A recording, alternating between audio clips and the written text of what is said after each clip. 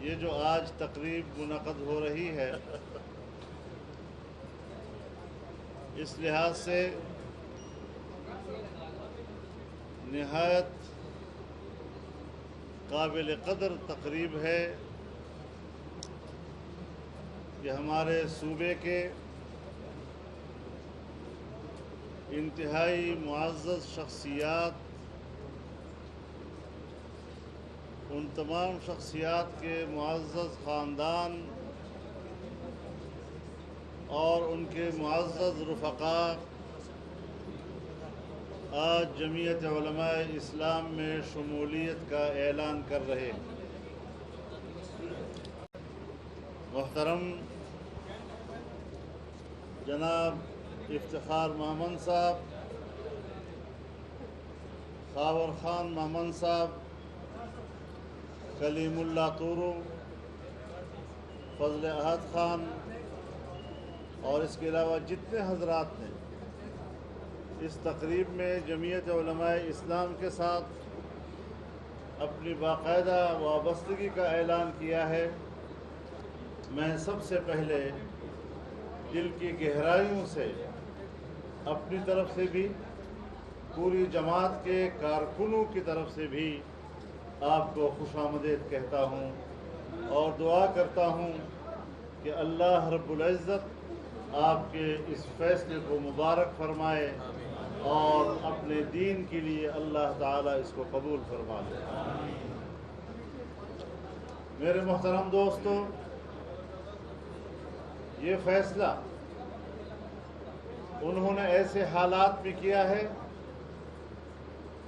جہاں پاکستان میں حق کے راستے کو اور حق کی آواز کو تقویت دینے کے لیے ان کی ہمیں ضرورت تھی، اور انہوں نے اپنی شخصیت، اپنی سیاسی اہمیت، اس کو آپ کی محنتوں، آپ کی جدوجہد اور آپ کے قافلے کا حصہ بنا دیا ہے۔ سب سے بڑی خوشی ہمیں ان کے اس فیصلے پر ہے۔ میرے محترم دوستو، یقیناً جن حالات سے ہم گزر رہے ہیں، یہ صرف ملک کے کسی خاص حصے کے مشکلات نہیں، پورا پاکستان بحرانوں، مشکلات، معاشی مشکلات کی طرف ایسا دھکیلا گیا ہے، اور میں بڑی وضاحت کے ساتھ کہنا چاہتا ہوں کہ پاکستان کو دیوالیہ پن کی طرف دھکیلا گیا ہے بین الاقوامی ایک منصوبے کے تحت۔ جو قوتیں آج دنیا میں اسلام اور مسلمان کو کمزور کرنا چاہتی ہیں، جو پاکستان کو کمزور کرنا چاہتی ہیں، ہم نے ان سازشوں کا مقابلہ کیا ہے اور اس سازش کو پیچھے دھکیلا ہے، اور انشاءاللہ ہم ان کو بتانا چاہتے ہیں کہ ہم آپ کو پاکستان کی سیاست میں دوبارہ ابھرنے کا موقع نہیں دیں گے۔ میرے محترم دوستو، ماضی کی حکومت اب ایک قصہ پارینہ بن چکی ہے۔ اس جماعت نے، اس کی قیادت نے نئی نسل کو سوائے خرافات کے، سوائے گالیوں کے اور سوائے بدتمیزی کے اور کوئی درس نہیں دیا۔ ان کی تربیت گاہ میں ہماری نئی نسل کو یہی کچھ ملا ہے، اس کے علاوہ کچھ بھی نہیں۔ لیکن میں آپ کو ایک بات بتا دینا چاہتا ہوں، علماء کرام بیٹھے ہوئے ہیں، علماء کرام کی موجودگی میں عرض کرنا چاہتا ہوں کہ جناب رسول اللہ صلی اللہ علیہ وسلم کے عہد مبارک کی پوری تاریخ، آپ کا ایک ایک قول آپ کا ایک ایک اٹھنا اور بیٹھنا، آپ کا ایک ایک فرمان، صحابہ کرام کی روایتیں سب ہم تک پہنچی ہے، کوئی رہی نہیں۔ دو باتیں رہ گئی ہیں، ایک یہ کہ اس دور کی کوئی گالی امت کو منتقل نہیں ہوئی، اور دوسرا یہ کہ منافقین کی کوئی روایت آج امت کے پاس موجود نہیں ہے۔ ٹھیک ہے نا؟ تو انشاءاللہ یہ میں اس لیے کہہ رہا ہوں، آپ کو تاریخ اور شریعت کے حوالے سے ان کا مستقبل معلوم ہونا چاہیے کہ نہ ان کی گالیاں تاریخ میں رہیں گی اور نہ ان کا منافقانہ کردار، اور نہ اس حوالے سے ان کے خرافات کبھی تاریخ پہ نقش نہیں ہوں گے۔ تاریخ پر اگر نقش ہوں گے تو آپ ہوں گے، آپ کی قربانیاں ہوں گی، آپ کی آواز ہوگی اور آپ کا نعرہ تکبیر ہوگا۔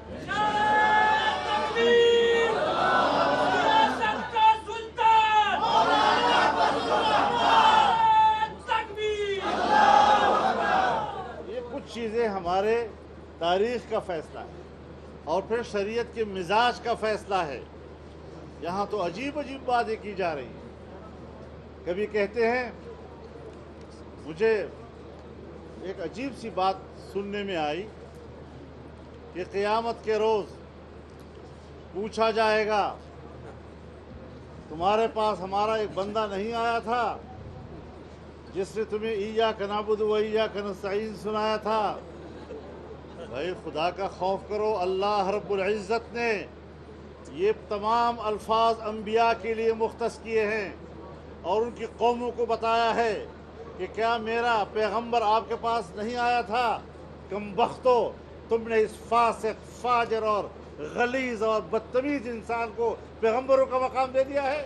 تم خدا کے عذاب سے نہیں ڈرتے؟ ہم ایک فتنے کا مقابلہ کر رہے ہیں جہاں اس کا ایک کارکن کہتا ہے کہ اگر یہ پیغمبر ہونے کا دعویٰ کرے تو میں کلمہ پڑھ لوں اس کا، تو بتاؤ یہ فتنہ ہے یا نہیں ہے؟ مجھے شرم آتی ہے ان الفاظ پر کہ اگر یہ شخص ناجائز طریقے سے میری ماں کے پاس بھی چلا جائے تو میں فخر کروں گا۔ اس قسم کی باتیں ہم ان کے لوگوں سے سنتے ہیں۔ لعنت ہو ایسی جماعت پر، لعنت ہو ایسے لوگوں پہ۔ تعجب کی بات ہے، اور آج ایک ایک چیز کھل کھل کے سامنے آ رہی ہے، ایک ایک چیز۔ فارن فنڈنگ کیس کیا ہے؟ اسرائیل کا پیسہ اور ہندوستان کا پیسہ ہے۔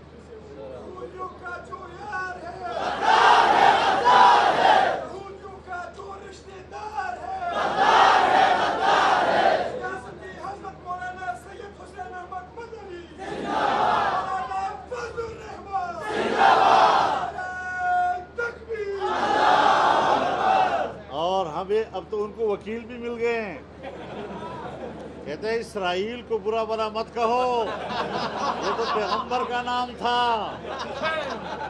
وکیل بھی مل گئے ہیں۔ اب ان جہلا کا کیا کریں؟ اللہ رب العزت تو بنی اسرائیل کا لفظ استعمال کرتے ہوئے فرماتا ہے، لعن الذین کفروا من بنی اسرائیل علی لسان داؤد۔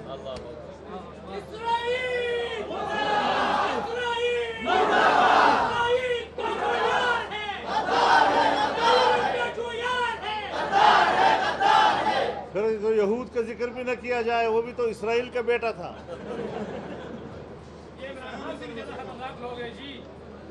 جس پر اللہ رب العزت فرماتے ہیں کہ ان کے لیے ذلت و مسکرت لکھی گئی ہے، ان پر لعنت بھیجی گئی ہے۔ ایسے ایسے لوگ ملاؤں کے لباس میں، جاہلوں کے لباس میں ان کو وکالت مہیا کر رہے ہیں۔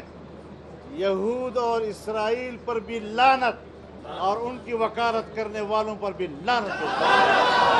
اسرائیل کا جو وکیل ہے غدار ہے، غدار۔ اسرائیل کا جو وکیل ہے، اسرائیل کا جو وکیل ہے۔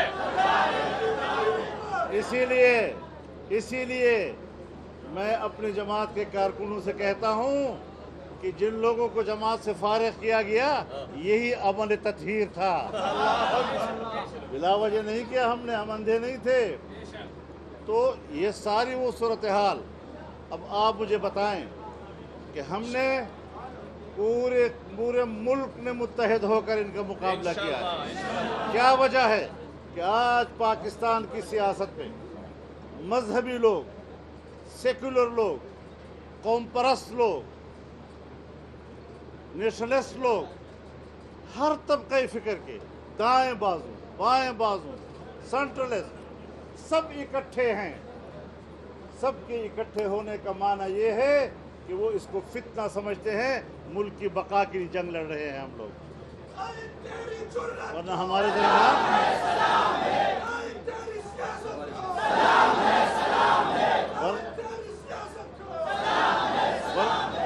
ہمارے درمیان اختلافات ہیں، سوچ کا اختلاف ہے، نظریے کا اختلاف ہے، لیکن آج سب لوگوں کا اکٹھ صرف اس مقصد کے لیے ہوا ہے کہ اس فتنے سے پاکستان اور پاکستان کے آنے والی نسلوں کو بچا سکے. ہمارے ہاں مشکل یہ ہے، ابھی فارن فنڈنگ کیس آیا، اسرائیل سے اور ہندوستان سے پیسے لیے، ان کے دوستوں سے پیسے اکٹھے کیے، کوئی ریکارڈ نہیں ہے. نواز شریف کے خلاف تو ایک پاناما کیس آتا ہے اور اقامہ پہ جا کر کورٹ ان کو نااہل قرار دیتی ہے، لیکن یہاں پر گھپلوں کے پہاڑ، اس پر خاموشی، بین الاقوامی دباؤ نہیں تو خاموشی کا کوئی معنی نہیں ہے. یہ جو خاموشی ہے کسی دباؤ کے نتیجے میں ہے. کیا وجہ ہے کہ الیکشن کمیشن ابھی تک اس کے بارے میں کوئی فیصلہ نہیں کر رہی؟ اور آج ایک اور کٹا کھل گیا. آج تو برطانیہ کے فائنینشل ٹائمز نے پوری سٹوری چھاپ دی ہے کہ ابراج گروپ نے کوئی ووٹن کرکٹ والے، اس کے ذریعے سے انہوں نے پیسے جمع کیے رفاہی کاموں کے نام پر، اور کوئی دو ملین سے زیادہ ڈالر سے زیادہ $2 ملین سے زیادہ یہ پارٹی کے فنڈ میں گئے ہیں. کیوں خاموشی اختیار کی جا رہی ہے؟ کہتے تھے، ہر ایک کو کہتا ہے چور چور چور چور چور، اور پنجاب حوالہ کیا تو ڈاکو کے حوالے کر دیا. میں نے نہیں کہا ان کو، انہوں نے خود کہا ڈاکو. یہ ان کی سیاست ہے. عدالتیں بھی عجیب ملی ہوئی ہیں. وہ 3 بندے ہیں، جب بھی اس کا کیس آتا ہے وہ اپنے سامنے رکھتے ہیں. اس کا انصاف کسی اور جج پر ان کو اعتماد نہیں ہے. بس 3 جج ہیں اور مسلسل ان کا کیس سنتے ہیں. اور جب ان سے کہا گیا فل کورٹ بناؤ تو فل کورٹ نہیں بنایا، اور کہا کہ جج چھٹیوں پہ ہیں. لیکن جب فیصلہ دے دیا تو اگلے ہی دن جوڈیشل کونسل کا اجلاس بلایا. تو کیوں بلایا؟